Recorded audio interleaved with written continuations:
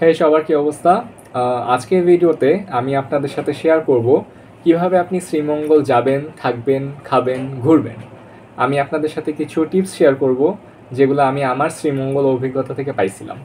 So এটা যদি আপনার ফার্স্ট শ্রীমঙ্গল ভ্রমণ হয়ে থাকে তাহলে আপনি যেন কিছু আইডিয়া পান, সেটাই হবে এই ভিডিওর মেইন টার্গেট।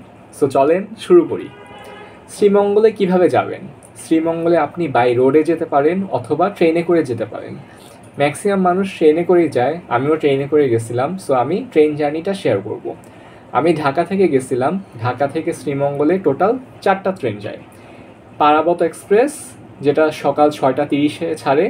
জয়ন্তিকা এক্সপ্রেস, যেটা সকাল 11টা 15-তে ছাড়ে। কালনী এক্সপ্রেস 2টা 55-তে ছাড়ে, দুপুর 2টা 55। আরেকটা হচ্ছে উপবন এক্সপ্রেস, যেটা রাত 10টায় ছাড়ে। আপনি যদি ট্রেনে বসে যেতে চান তাহলে আপনাকে মিনিমাম 10 দিন আগে থেকেই রেলওয়ের যে অ্যাপ আছে ওই অ্যাপটা ইউজ করে টিকিট কেটে ফেলতে হবে। আমি এক্সাম্পল দিই। আপনি যদি 11 তারিখে শ্রীমঙ্গল যেতে চান তাহলে আপনাকে 1 তারিখ সকাল 8টায় ফোন হাতে নিয়ে রেডি হয়ে বসে থাকতে হবে।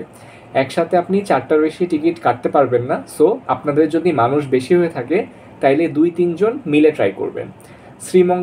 শ্রীমঙ্গলের টিকিট খুবই তাড়াতাড়ি শেষ হয়ে যায়। সো আপনি যদি রেডি না হয়ে থাকেন তাহলে কিন্তু আপনি মিস করে ফেলবেন। সবার আগে শেষ হয়ে যায় স্নিগ্ধার টিকিট, দেন কেবিনগুলো শেষ হয়ে যায়, দেন শোভন চেয়ার হচ্ছে সবার লাস্টে শেষ হয়। আপনি ট্রেন স্টেশন থেকেও টিকিটস কাটতে পারেন, বাট সেই ক্ষেত্রে আপনাকে স্ট্যান্ডিং টিকিটস নিতে হবে এবং এত টাইম আসলে দাঁড়ায় যাওয়াটা রিল্যাক্সিং হবে না। সো মোটামুটি যাওয়ার পার্টটা কভার করে ফেললাম।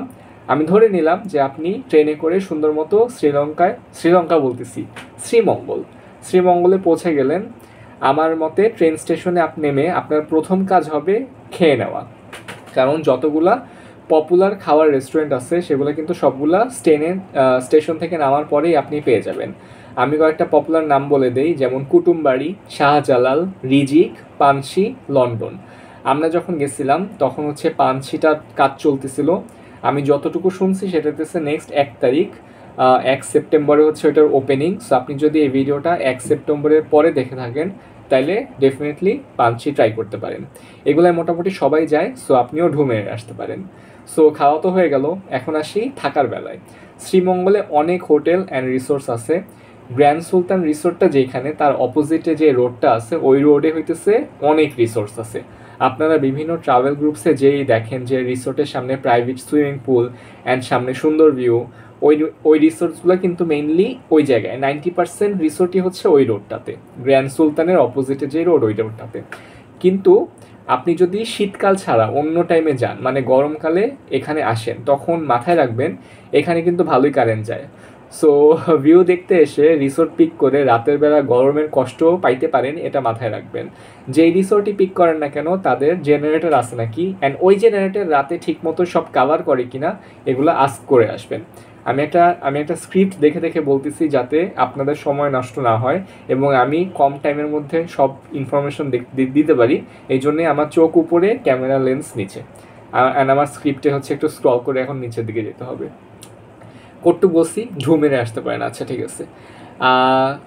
রিসোর্ট না, জেনারেটর পর্যন্ত আসছিলাম। আচ্ছা, আরেকটা জিনিস অ্যাড করে দেই, সেটা হচ্ছে রিসোর্টে থাকার টাইমে যদি আপনার খিদা লাগে তাহলে আপনি জাস্ট খিদার টাইমে চলে যাবেন আর খাওয়া রেডি পাবেন, এটা কিন্তু হবে না।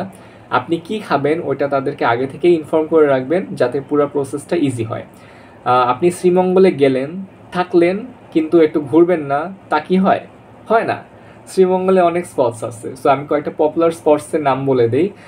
Nurjahan tea estate, Madhabpur lake, Lawachara national park, Darjeeling টিলা, বাইক্কা বিল, Bouddhabhumi 71, Finlay tea, Harinchhara golf course, Shamsernagar golf course. Harinchhara Shamsernagar দুইটাই হইতেছে কিন্তু একটু দূরে। আর আপনি নাম জেনে নিলেন, কিন্তু যাবেন কিভাবে? যাওয়ার হচ্ছে 3টা ওয়ে আছে।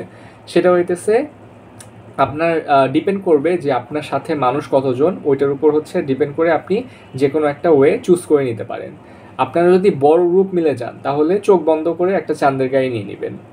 আর গাড়ি পাওয়া নিয়ে কোনো টেনশন করতে হবে না। ট্রেনের স্টেশন থেকে নামার পর থেকেই আপনি দেখবেন যে হাজার হাজার সিএনজি চাঁদের গাড়ি দাঁড়ায় আছে আপনাদেরকে নেওয়ার জন্য। আপনারা যদি 2 জন হন তাহলে সিএনজি নিতে পারেন। এখন আবার কিছু সিএনজি আছে যেগুলো হচ্ছে উপরে স্কোয়ার শেপে করে কাটা থাকে, যেগুলো বৃষ্টি পড়লে হচ্ছে আবার ওটা ঢেকে ফেলা যায়, আবার যখন বৃষ্টি থাকে না তখন সেটা খুলে দেওয়া যায়। বেসিক্যালি যেটা হয় সেটা হইতেছে ওই যেই ফুটাটা থাকে, ফুটা দিয়ে আপনি মাথা বের করে চাঁদের গাড়ির ফিল নিতে পারবেন সিএনজিতে বসে। সো আপনি ওইটাও নিতে পারেন। আর 3 নাম্বার ওয়ে হচ্ছে আপনি যদি চান তাহলে আপনি বাইক অথবা স্কুটার রেন্টে নিতে পারেন। এগুলো আওয়ারলি বেসিসে রেন্টে পাওয়া যায়।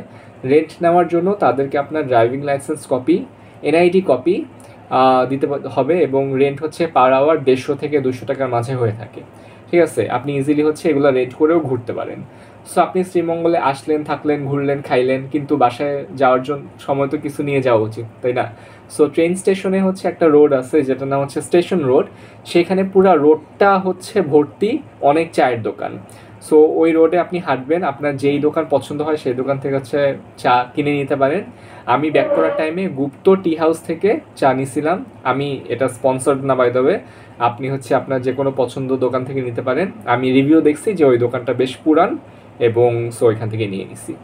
আর কিছু বোনাস টিপস দেয়, সেটা হচ্ছে শ্রীমঙ্গলে গেলে যেখানেই আনারস দেখবেন, যেই জায়গায় দেখবেন যে আনারস বেচতেছে, চোখ বন্ধ করে খাওয়া শুরু করে দিবেন।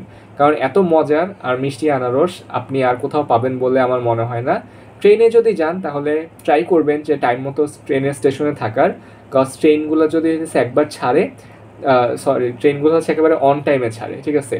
আর আরেকটা হচ্ছে টিপস দেয়, সেটা হইতেছে আপনি যদি ট্রেনের বসে যাওয়ার টিকিট কাটতে যান এবং দেখেন যে আপনি হচ্ছে টিকিট পান নাই, তখন হচ্ছে আপনি পরের স্টেশনের টিকিটও কিন্তু কাটতে পারেন। সেই ক্ষেত্রে হচ্ছে দেখবেন যে হয়তো পেয়েও গেছেন। যেমন শ্রীমঙ্গলের পরের স্টেশন হচ্ছে ভানুগঞ্জ, তারপরের স্টেশন হচ্ছে কুলাউড়া, তারপরের স্টেশন হচ্ছে মাইজ, আর মানে আরেকটা স্টেশন আছে, আর লাস্ট স্টেশন হচ্ছে সিলেট। সো আপনার যদি প্ল্যান থাকে যে আমি বসেই যাব, সো সেই ক্ষেত্রে ঢাকা টু শ্রীমঙ্গলের টিকিট না পাইলে পরের কোনো স্টেশনগুলো দিয়ে চেক করবেন। অনেক সময় দেখা যায় যে ওগুলোর টিকিট খালি আছে, আপনার একটু টাকা বেশি লাগবে, বাট অ্যাটলিস্ট আপনি বসে যেতে পারবেন। সো এই ছিল আজকের আমার শ্রীমঙ্গল ট্যুর গাইড। আজকের মতো এই পর্যন্তই। সবাই ভালো থাকবেন, অ্যান্ড ভিডিওটা যদি উপকারে আসে do let me no in the comments, যাতে আমি হচ্ছে ফিউচারে এরকম আরও ভিডিও বানাই। ঠিক আছে, সো টাটা।